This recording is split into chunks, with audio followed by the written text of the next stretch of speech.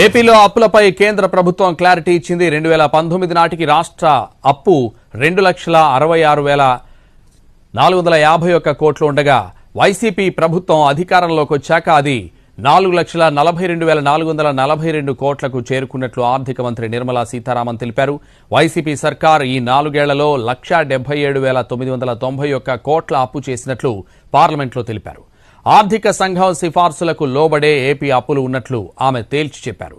AP ప్రభుత్వం అప్పుల్లో మునిగిపోయిందంటూ విపక్షాల విమర్శలు చేస్తున్నాయి. ఈ సమయంలో కేంద్ర ప్రభుత్వం తేల్చిన లెక్కలతో గత ప్రభుత్వం కంటే ప్రస్తుత ప్రభుత్వం చేసిన అప్పులు తక్కువేనని లెక్క తేలింది.